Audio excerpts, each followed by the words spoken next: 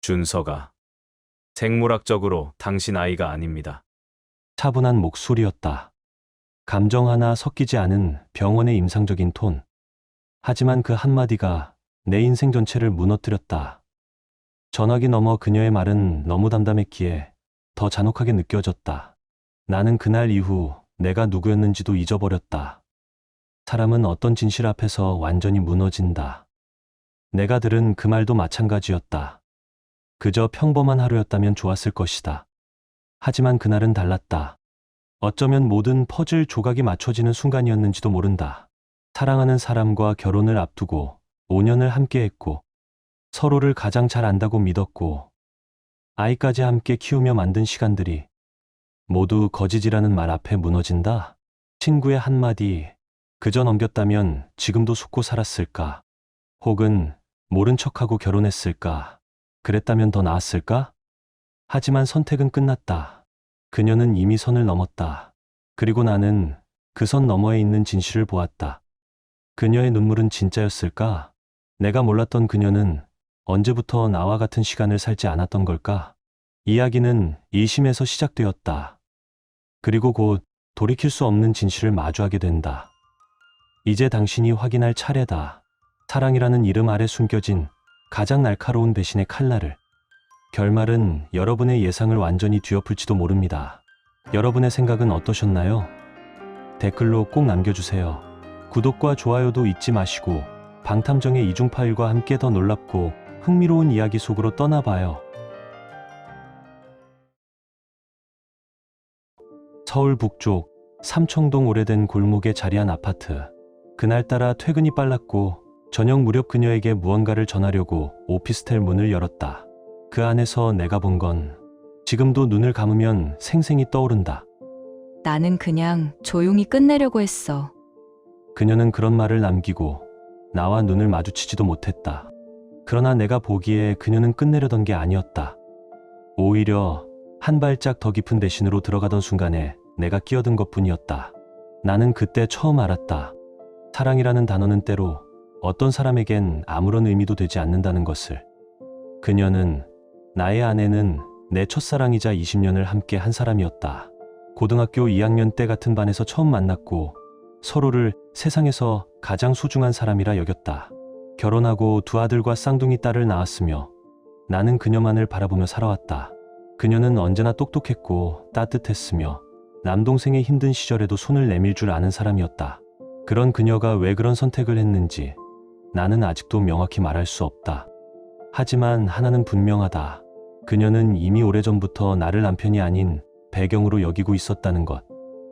나는 그녀를 여왕으로 떠받든 적은 없지만 늘 같은 눈높이에서 대하려 했다. 그녀의 감정, 피곤함, 모든 것에 귀 기울였고 말보다 행동으로 더 많이 표현하려 했다. 늘 그녀가 먼저일 수밖에 없었다. 그러던 어느 날 그녀가 달라졌다. 40이 되던 해 그녀는 놀라운 모습으로 다시 내 앞에 나타났다. 1년 넘게 요가와 필라테스를 병행하며 살이 빠졌고 허리선이 드러나는 옷을 입기 시작했다. 체중도 줄었지만 그보다 더 크게 변한 건 그녀의 눈빛이었다. 나는 기뻤다. 그녀가 자신감을 되찾은 것이 좋았다. 나 역시 그녀와 함께 운동을 했고 체중을 줄이며 건강을 되찾으려 했었다. 그녀와의 시간을 회복하고 싶었다. 우리는 함께 저녁을 만들고 춤을 추고 산책을 했다. 그녀는 웃었지만 그 웃음은 내게 닿지 않았다.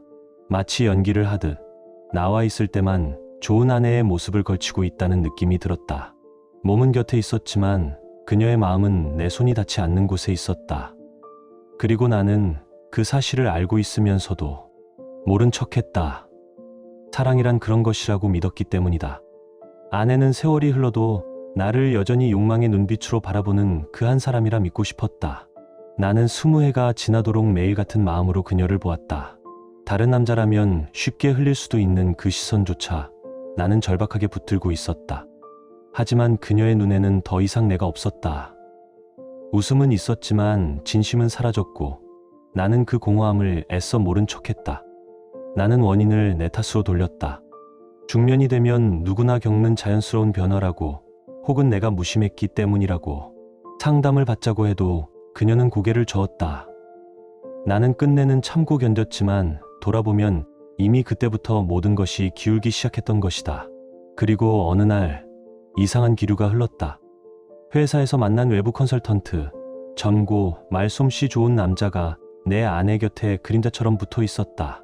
나는 처음에는 그냥 스쳐가는 인연이라 생각했다. 하지만 시간이 갈수록 그녀가 휴대폰을 움켜쥔 채 웃는 순간들이 늘어났다. 그 미소는 내가 오랫동안 보지 못한 얼굴이었다. 나는 불안했고 애써 믿으려 했지만 그럴수록 마음은 무너져 내렸다. 어느 날 다툼 끝에 그녀가 보인 표정은 아직도 잊히지 않는다. 내가 다가가려는 순간 마치 나를 더럽다고 여기는 듯한 눈빛으로 뒤돌아섰다. 그 순간 나는 직감했다. 그녀의 마음은 이미 다른 곳에 있다는 것을. 일주일 뒤 결국 일이 터졌다. 그녀가 만남을 끝내겠다며 오피스텔에서 그와 마주 앉았던 것이다. 나는 그날 아이들을 위한 작은 선물을 챙기러 집에 들렀다가 이상한 낌새를 따라 그곳 문을 열었다. 쾅! 문이 벽에 부딪히는 소리와 함께 내가 들어섰을 때 내 눈앞의 장면은 내 삶 전체를 송두리째 부숴버렸다. 그녀와 그 남자가 좁은 방 안에서 마주 서 있었고 내 아내는 놀라 당황한 표정을 지었으나 이미 그 눈빛은 나를 향해 있지 않았다. 순간 머리가 새하얘졌다. 나는 아무 말도 할 수 없었다. 하지만 가슴 깊은 곳에서 끓어오르는 분노가 온몸을 집어삼켰다. 그 남자는 태연하게 나를 바라보며 비켜서라는 듯한 태도를 보였다. 좋을 때 물러서시오. 그 한마디가 내 심장을 갈갈이 찢어놓았다. 나는 더는 참을 수 없었다. 그를 향해 내 몸이 먼저 반응했다. 그리고 세상이 뒤집혔다. 나는 그날 내 자신을 잃었다. 내 손끝이 떨리고 눈앞이 붉게 번지던 순간 이미 모든 것은 되돌릴 수 없었다. 아내가 비명을 지르며 내 등에 매달렸지만 그조차 내 귀에는 잡음처럼 들렸다. 그녀를 밀쳐내자 둔탁한 소리와 함께 바닥에 쓰러졌다. 그 순간 방 안은 숨조차 막히는 정적에 휩싸였다. 잠시 후 정신을 차리고 보니 그자는 피투성이 얼굴로 바닥에 뻗어 있었고 나는 숨을 몰아쉬며 전화기를 움켜쥐고 있었다.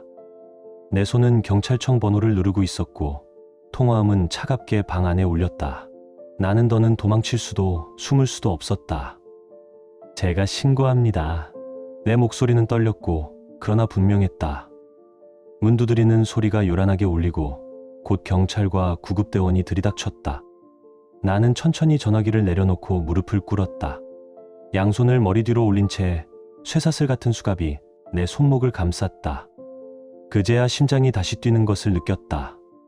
병원에서 모든 것이 무너져 내렸다.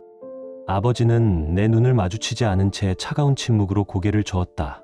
어머니는 내 어깨를 감싸며 흐느꼈지만 그 위로 아버지의 분노가 터졌다. 동생은 나를 노려보며 소리쳤다. 형수를 그렇게 만들고도 형은 인간이야? 그 말은 내 귓가에 대모처럼 박혔다. 시댁 식구들의 얼굴은 칼날 같았다. 시누이들은 날 당장 끌고 나가겠다는 듯 달려들었고 시부모의 눈빛은 차라리 내가 사라지기를 바라는 듯 했다. 아이들마저 등을 돌렸다. 아들들은 내 눈을 피했고 딸들은 울면서 방으로 몸을 숨겼다. 그제야 깨달았다. 나는 단 한 번의 분노로 우리 가족의 삶을 산산조각 냈다는 것을. 그 남자는 결국 얼굴뼈를 여러 군데 크게 다쳐 수술대에 올랐다. 나는 경찰에 의해 끌려가며 피범벅이 된 그의 얼굴을 스쳐보았고 그 장면은 지금까지도 나의 악몽이 되었다. 며칠 뒤 내게 또 다른 충격이 찾아왔다. 병실로 낯선 여자가 뛰어들어와 내 아내의 뺨을 후려쳤다. 내가 감히 우리 남편을 망쳤어.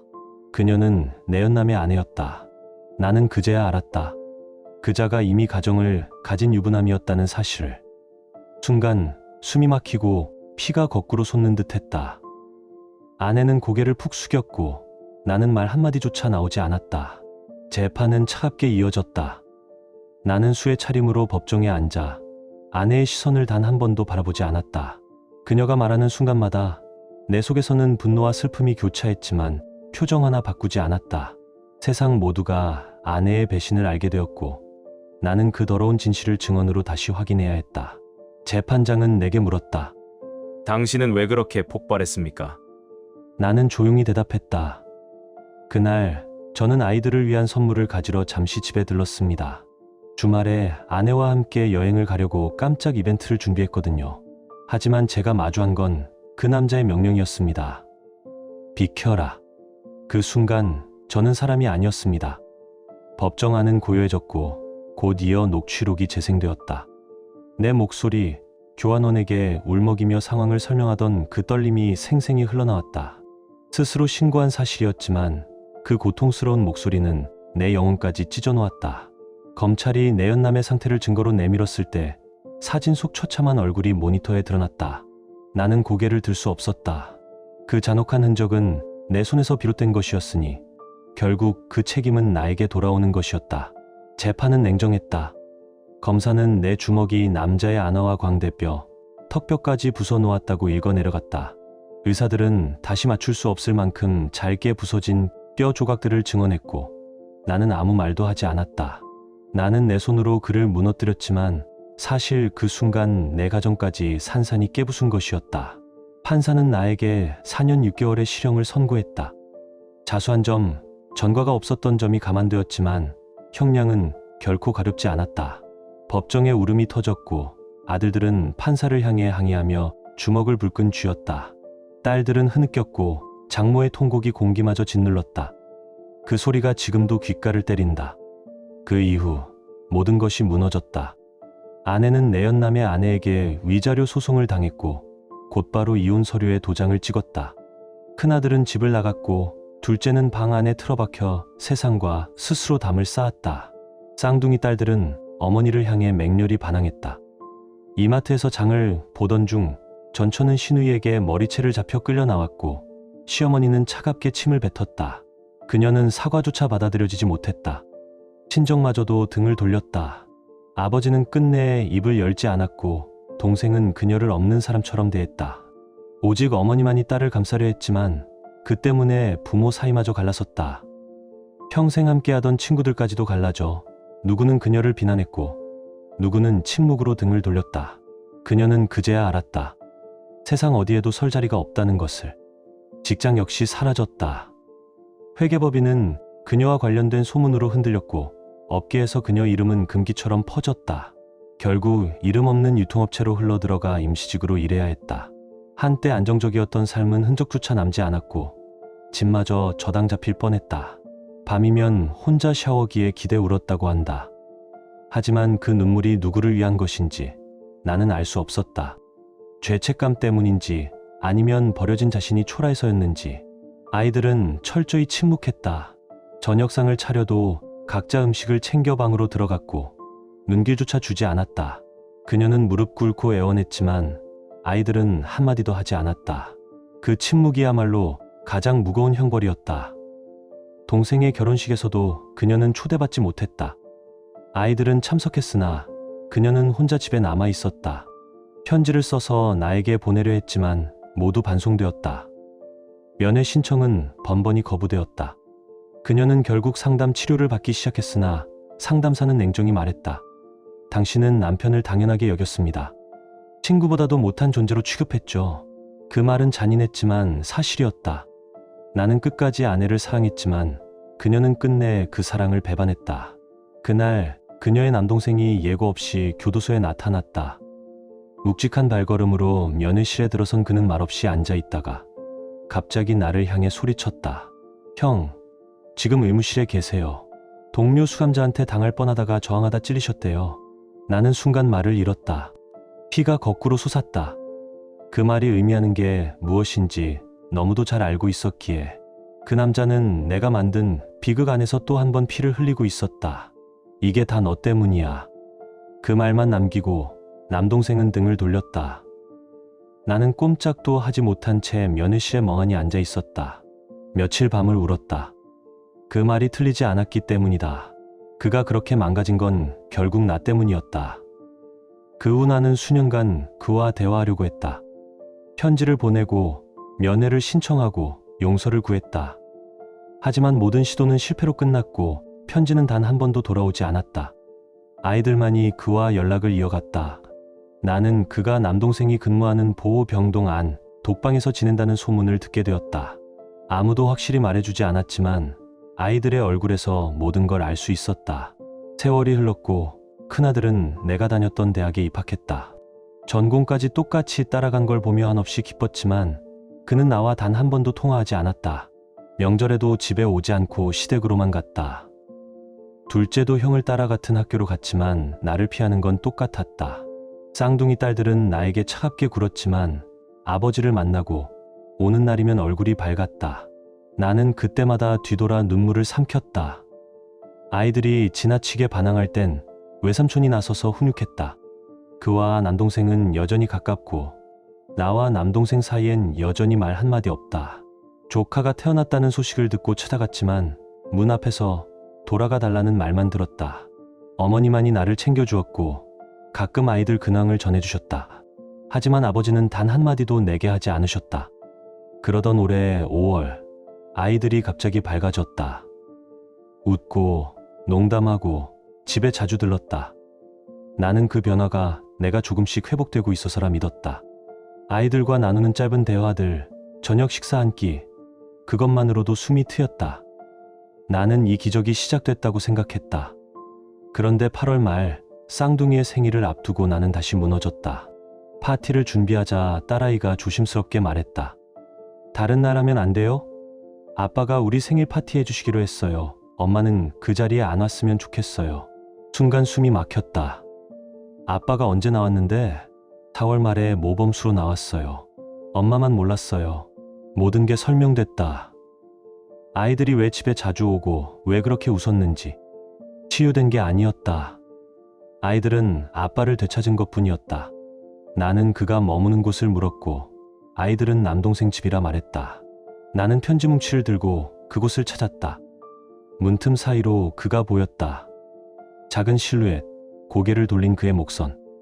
나는 그 이름을 불렀지만 남동생이 차갑게 말했다. 돌아가. 나는 그를 향해 모든 편지를 건넸고 말없이 돌아섰다. 그리고 등 뒤에서 들려온 목소리. 이거 아직도 갖고 있었네. 뒤돌아보니 그가 나를 향해 걸어오고 있었다. 나는 울며 그를 끌어안았다. 하지만 그는 조용히 편지를 내 손에 다시 쥐어주며 말했다. 이제는 늦었어. 그는 문 안으로 다시 사라졌고 아이들은 문턱에서 나를 내려다보고 있었다. 그 눈에는 사랑도 연민도 없었다. 나는 그제야 깨달았다. 아이들은 나를 용서한 게 아니라 그저 견디고 있었던 것뿐이라는 것을. 그럼에도 불구하고 나는 아직 이 모든 걸 되돌리고 싶다. 나는 그저 그에게 사과하고 싶었다. 내가 얼마나 이기적이었는지, 그를 얼마나 그리워했는지, 우리가 함께 쌓아 올렸던 모든 것을 내 손으로 망가뜨렸다는 것을. 나는 용서를 바란다. 그가 다시 내게 눈을 마주쳐 주길, 적어도 한 번쯤은 내 말을 들어주길 바란다. 예전처럼은 안 되더라도 같은 공간에서 숨 쉴 수 있길, 아이들이 함께 웃을 수 있는 그날이 오길. 하지만 나는 알고 있다. 나는 그런 자격조차 없다. 기적처럼 그가 돌아온다 해도 우리는 더 이상 예전의 우리가 될 수 없다. 나는 그 모든 걸 스스로 파괴한 사람이다. 그렇게 시간을 견디고 있던 어느 날 어머니가 조심스럽게 말했다. 그 여자 있잖니, 내 내연남의 전처. 그 사람이 2년 전부터 내 아버지 면회 갔었단다. 출소한 이후에도 계속 연락하고 있다더라. 나는 아무 말도 하지 않았다. 마음속에서 차가운 바람이 불었다. 이젠 상관없다고 말했지만 심장은 아프게 쪼여왔다. 그녀는 조용히 그 자리를 채웠고 나는 여전히 문 밖에 서 있었다. 사실 나는 어렴풋이 알고 있었다. 아이들이 너무 자연스럽게 웃기 시작했을 때 그가 아닌 누군가가 아이들 곁에 있다는 걸. 그들의 말투, 표정, 걸음걸이까지 전보다 가벼워졌다. 그건 내 곁에서 얻은 변화는 아니었다. 한 번은 쌍둥이 딸의 교복 단추가 떨어져 있었고 내가 꿰매주려 했을 때 아이가 말했다. 됐어요. 아빠가 해주셨어요. 그 순간 가슴이 철렁 내려앉았다. 한때는 내가 챙기던 손길이 이제는 다른 여자의 자리에 의해 대체되었음을 느꼈다. 어느 날은 우연히 슈퍼에서 두 사람을 본 것 같다. 그는 장바구니를 들고 있었고 옆에 선 그녀는 조용히 웃고 있었다. 내가 다가가기 전 그들은 이미 골목 너머로 사라졌다. 하지만 그 뒷모습은 내가 잊으려 애쓴 현실을 그대로 보여주었다. 나는 참았다. 울음을 삼키고 돌아서려 했지만 그날 밤 욕실 거울 앞에서 결국 무너졌다. 거울 속 내 얼굴은 너무 늙고 초라했다. 한때는 자신감 넘치던 그 눈동자가 이제는 자책과 허무뿐이었다. 편지를 몇 번 더 썼다. 그를 향한 미안함, 사무치는 그리움, 그리고 아이들 이야기까지 담았다. 하지만 돌아오는 건 똑같았다. 수취인 거부라는 도장이 찍힌 편지 봉투, 심지어 우체국 직원마저 내 얼굴을 기억하는 것 같았다. 나는 마지막으로 그가 일한다는 건물 앞까지 갔다. 문을 열고 들어가지 못한 채 로비에 앉아 있었다. 출입증이 없었기에 올라가지도 못했고 결국 보안 요원에게 정중히 퇴장을 요청받았다. 저 그냥 얼굴만 보면 안 될까요? 죄송하지만 그분 요청입니다. 가까이 하지 말라고 하셨어요. 그 말은 날카로운 칼처럼 들렸다. 그는 내게서 단지 마음을 돌린 게 아니라 존재 자체를 지우고 싶어 했다. 그렇게 나는 다시 혼자가 되었다. 아무도 내 편이 없었다. 아이들조차 나를 엄마로 부르지 않았다. 그저 그 사람 혹은 그분이라고 지칭했다. 그가 다른 여자와 있다는 사실은 더 이상 고통이 아니었다. 그건 일종의 선언이었다. 나는 이제 너 없이도 잘 살아간다. 그리고 그 말은 무엇보다도 날 무너뜨렸다. 나는 거울 앞에 서서 오랫동안 자신을 바라보았다. 잔주름이 늘어난 눈과 뻣뻣한 머리카락, 그리고 한없이 초점 없는 눈동자, 모든 게 말해주고 있었다. 나는 이제 그에게 아무것도 아니라는 것을.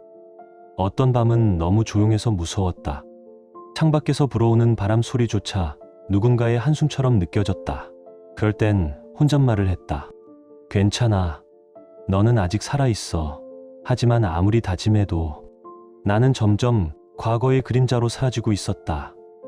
이부, 아들 이현우. 내 이름은 이현우. 나는 내 과거를 최대한 숨기며 살아간다. 대학교 캠퍼스를 걷던 중 우연히 어떤 학생들이 공유하는 글을 보았다. 가족 폭력 사건. 처음엔 무시하려 했다. 하지만 세부 사항 하나하나가 너무 익숙했다. 그건 우리 가족 이야기였다.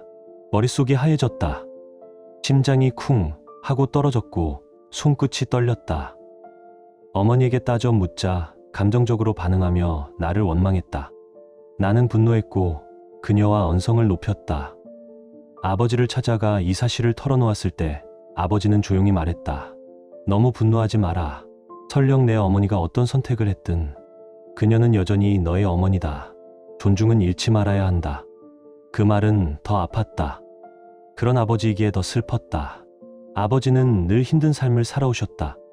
서울 구로동의 한 달 새방에서 두 여동생을 책임졌고 할아버지가 돌아가신 이후엔 가장이 되어야 했다. 친구들에게 놀림을 당하던 학창시절에도 아버지는 물러서지 않았다. 도리어 친구의 손을 잡고 소주를 마시며 이야기를 나눴고 그 우정이 어머니와의 인연으로 이어졌다는 것을 나는 알고 있다. 부모님은 늘 다정하셨다. 고3 수험생 시절에도 두 분은 손을 꼭 잡고 다녔고 아버지는 아무 이유 없이 어머니에게 꽃을 건네고 서툴게 세레나데를 불렀다. 그 모든 게 내 기억 속에 있다. 하지만 어머니는 그 모든 사랑을, 따뜻한 눈빛을, 기대어 쉴 수 있는 어깨를 스스로 걷어찼다. 나는 그런 어머니를 용서할 수 없었다. 나는 지금도 아버지를 존경한다. 비록 그가 감옥에 갔지만 그건 단 한 번의 선택이었다. 그 전까지 그는 가족을 지켰고 우리를 키워냈다. 그는 다시 사회로 나와 삶을 이어가고 있지만 어머니는 여전히 과거 안에 갇혀 있다. 그리고 나는 어머니에게 말하고 싶다. 우리가 당신을 용서하지 않은 게 아니다. 그냥 당신 없이도 살아갈 수 있다는 걸 배웠을 뿐이다. 그날은 평소처럼 조용한 저녁이었다. 나는 학원에서 돌아오는 길에 편의점에 들러 간단한 간식을 샀고 현관문을 열었을 때 집 안에 이상한 기류가 감돌았다. 아버지의 신발이 가지런히 놓여 있었고 식탁 위에는 아버지가 좋아하던 김치찌개 냄비가 미지근하게 식고 있었다. 하지만 아무도 없었다. 그때였다. 쌍둥이 여동생 중 한 명이 울면서 전화를 했다. 오빠, 아빠가 경찰한테 잡혀갔어. 처음엔 무슨 말인지 이해하지 못했다. 하지만 금세 휴대폰 속 뉴스 알림이 쏟아졌다. 전직 재무설계사 내연남 폭행 혐의로 긴급 체포. 그 이름, 그 사진. 너무도 낯익고 너무도 비현실적인 아버지의 얼굴이 거기 있었다. 심장이 내려앉았고 손끝이 마비되는 기분이었다. 나는 한동안 움직이지 못하고 현관 앞에 주저앉아 있었다. 그리고 머릿속에 떠올랐다. 그동안 내가 애써 외면해왔던 엄마의 표정들. 아버지를 대하던 그 냉기. 내가 외면했던 그 모든 사소한 장면들이 퍼즐처럼 하나로 이어졌다. 경찰서로 향한 길에서 나는 이미 무엇을 마주하게 될지 알고 있었다. 하지만 눈으로 직접 확인한 순간 나는 다시 무너졌다. 아버지는 수갑을 찬 채 고개를 숙이고 있었다. 그 옆에는 어머니가 있었고 그녀는 조용히 울고 있었다. 그 눈물조차 나는 용서할 수 없었다. 모든 게 망가졌다. 우리 집, 우리 관계, 그리고 내가 믿었던 사랑. 아버지는 나를 보지 못했다. 나는 그를 불러보지도 못했다. 그저 입술을 꽉 깨문 채 뒤돌아섰다. 그날 이후 나는 달라졌다. 사람들은 말한다. 그래도 부모는 부모 아니냐. 하지만 나는 안다. 부모라는 자격은 태어나는 게 아니라 지켜내는 거라는 걸. 아버지는 지켜내셨다. 무너지는 가족, 무너지는 감정 속에서도 끝까지 손을 놓지 않으셨다. 반면 어머니는 손을 놓았다. 그리고 우리를 뒤로 한 채 자신의 충동에 몸을 던졌다. 내가 그녀를 용서하지 못하는 이유는 그거다. 사랑해서가 아니라 그저 도망치고 싶었기 때문이라는 걸 알기 때문이다. 그녀는 가족을 떠난 게 아니라 책임을 버린 것이다. 우리는 모두 그녀의 등을 지켜봤다. 그녀가 집을 나간 날 아버지는 아무 말도 하지 않으셨다. 그저 거실에 앉아 사진 한 장을 오래도록 바라보셨다. 그 사진에는 결혼식 날 아버지가 어머니의 손을 꼭 잡고 웃고 있었다. 그 미소는 이제 어디에도 없었다. 나는 그날부터 내 안에 벽을 세웠다. 누군가가 다가오면 한 걸음 물러났고 사랑이란 말엔 본능적으로 거부감을 느꼈다. 그게 바로 어머니가 남긴 유산이었다. 사랑에 대한 불신, 가족에 대한 상처, 그리고 회복할 수 없는 균열. 나는 종종 생각한다. 그날 아버지가 체포되지 않았다면 우리 가족은 여전히 함께였을까? 아니, 아마 더 지독한 지옥이 이어졌을지도 모른다. 그래서 역설적이지만 나는 아버지가 그 순간 폭발했던 걸 이해한다. 그는 인간이었다. 그는 감정이 있었고 그는 마지막까지 지키려 했었다. 그 분노조차 사랑의 다른 얼굴이었으니까. 그리고 어머니는 그 모든 걸 짓밟았다. 조용히 차갑게 스스로 무너졌다. 그날 이후 모든 게 달라졌다. 나는 학교를 그만둘까 진지하게 고민했다. 식당에서 누군가가 일부러 내 앞에서 그 사건 기사를 띄워놓고 웃었고 누군가는 내 뒷모습을 향해 저게 바로 그 아들이래라고 속삭였다. 나는 하루하루가 고통이었다. 도망치고 싶었고 사라지고 싶었다. 하지만 내가 사라지면 쌍둥이는 누구에게 기대야 했을까? 어머니는 그때도 자기 자신밖에 몰랐다. 아버지를 다시 면회 갔을 때 그는 아직도 고개를 들지 못했다. 나는 그에게 말했다. 아버지, 괜찮아요. 우리 잘 버티고 있어요. 하지만 그는 조용히 중얼거렸다. 나는 너희를 지키지 못했다. 그게 평생 아니야. 그 말은 내가 들었던 어떤 비난보다 더 아프게 박혔다. 그런데도 어머니는 우리 앞에 다시 나타났다. 얼굴은 수척해졌고 눈은 충혈돼 있었지만 그 입에서 나온 말은 또다시 미안해. 다시 시작하고 싶어. 였다. 그 말은, 그 단어는 이제는 아무 의미도 없었다. 나는 말없이 방을 나왔다. 쌍둥이들은 고개를 돌렸고 동생은 그녀의 앞에서 물을 뿌렸다. 그녀는 울었지만 우리는 그 울음을 받아줄 준비가 되어 있지 않았다. 그녀는 끝까지 몰랐던 것 같다. 용서란 상대가 준비됐을 때만 가능한 감정이라는 걸. 그저 용서를 구한다고 해서 모든 게 지워지는 게 아니라는 걸. 그리고 그 해 겨울 나는 다시 재판 기록을 읽었다. 판결문, 녹취록, 아버지의 울음, 어머니의 증언, 그리고 마지막 반대신문의 질문. 피고인의 아내와 내연남의 관계는 정확히 언제부터 시작됐습니까? 그녀는 망설였고 변호사는 법적 불이익을 경고했다. 그제서야 어머니는 조용히 말했다. 약 6개월 전부터였습니다. 그 한 문장이 우리의 마지막 희망마저 무너뜨렸다. 그 말이 나오자마자 판사의 얼굴이 굳어졌고 검사는 혀를 찼고 나는 자리에서 일어나 나와버렸다. 그녀가 증언대에서 했던 모든 옹호는 그 한마디의 의미를 잃었다. 그녀는 결국 자신의 죄를 다시 입으로 확인한 셈이었다. 그렇게 아버지는 감옥으로 돌아갔고 우리는 다시 각자의 방으로 숨어들었다.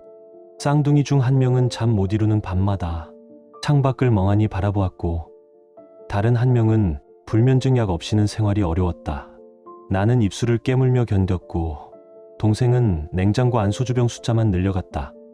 그녀는 혼자가 되었고 그건 그녀가 만든 현실이었다.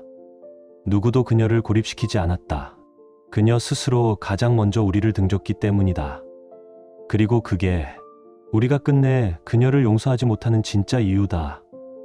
나는 그때부터 분노조절장애 진단을 받았고 동생은 술 없이는 잠을 자지 못했다. 쌍둥이 중 한 명은 자살 충동으로 정신과 치료를 받았다. 그런데 어머니는 그 사실조차 모르고 있었다. 엄마, 당신이 원한 건 아버지와의 관계를 다시 회복하는 것이었겠죠. 그 외에 다른 것은 보이지 않았어요. 동생들, 가정, 아이들의 상처는 모두 내 몫으로 넘어왔어요. 나는 20살에 어른이 되었다고 느꼈습니다. 아니, 어른이 되어야만 했습니다. 나는 학교에 다니면서 정규직으로 일했고 생활비를 당신에게 보냈습니다. 당신이 혼자라서 불쌍했기 때문이 아니에요. 단지 책임감 때문이었어요. 당신이 말한 것처럼 우울했을 거라고 생각해요. 하지만 엄마, 당신은 우리를 돌보지 않았어요. 오로지 자신만을 돌봤어요. 할머니가 당신을 두둔한 것도 믿음이 아니라 그저 가족이기 때문이었어요. 쌍둥이들은 아직도 그렇게 믿고 있어요. 아버지가 교도소에서 다쳤을 때 나는 무너졌어요. 그리고 아무 말도 하지 않고 그 남자의 집 앞에서 그를 기다렸어요. 그가 다리를 절며 나오는 걸 봤을 때 아버지가 말했던 걸 떠올렸고 나는 그냥 차를 돌려 나왔습니다. 그 후 할머니는 세상을 떠났고 할아버지는 상심증후군으로 며칠 후 따라가셨어요. 아버지는 장례식에도 올 수 없었고 두 고모님은 교도소 면회시에서 결혼식을 올렸습니다. 그 모든 걸 만든 게 누구였을까요? 그리고 당신은 계속 용서를 구했죠. 또 한 번의 기회를 달라고. 하지만 엄마, 우리에겐 치유할 시간조차 주지 않았어요. 당신은 계속해서 뭔가를 요구했어요. 그게 뭐였든 결국은 당신을 위한 것이었어요. 우리를 위한 게 아니었어요. 당신은 우리가 갑자기 정상적으로 행동하길 바랐죠. 그저 시간이 지나면 괜찮아질 거라 믿었겠죠. 맞아요. 나중엔 노력하셨어요. 하지만 가장 중요한 시기, 우리가 가장 무너졌던 그때, 당신은 아무것도 하지 않았어요. 아버지가 추수하신 후 우리에게 말씀하셨어요. 너희 어머니는 좋은 사람이다.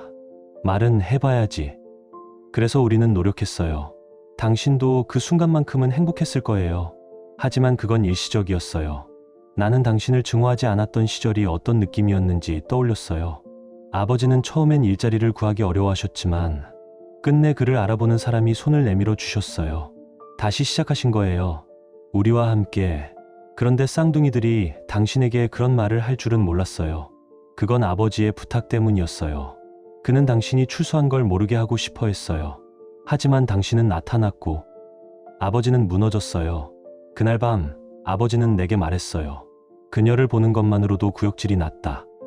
그리고 당신이 그렇게 두려워했던 그 여자, 그 내연남의 아내였던 분, 그녀는 3년 넘게 아버지를 찾아왔고 지금은 함께 시간을 보내고 있어요. 그 사실이 당신을 얼마나 부숴놓았는지 솔직히 상관없어요. 그러니 제발 그만해요. 가족이 다시 하나가 될 거라는 환상은 버리세요. 아버지는 당신에게 아무 감정도 남아있지 않아요. 당신이 지난주에 올린 글, 우리 가족의 최악의 순간, 그건 단지 당신의 이기심에서 나온 글이에요. 그 글을 보고 아버지는 조용히 고개를 저었어요. 그리고 말씀하셨어요. 이제는 그냥 아이들 엄마일 뿐이야. 그 한마디로 충분하지 않아요? 만약 정말로 우리와 대화를 하고 싶다면 나한테 연락하세요. 아버지께 연락하지 말고. 더는 누군가에게 실망하고 싶지 않아요. 당신은 이 이야기를 어떻게 느끼셨나요? 댓글로 당신의 생각을 들려주세요. 이 이야기가 여러분께 작은 감동이 되었거나 잠시 멈춰 삶을 돌아보게 하는 계기가 되었다면, 혹은 바쁜 일상 속에서 따뜻한 위로가 되어주었다면 그것만으로도 저희는 더할 나위 없이 기쁩니다. 여러분의 좋아요와 댓글, 그리고 구독은 이러한 이야기들이 더 많은 사람들에게 닿을 수 있도록 따뜻한 다리 역할이 됩니다. 끝까지 함께 해주셔서 진심으로 감사드립니다. 늘 평안하시고 사랑과 진심이 가득한 하루 되시길 바랍니다.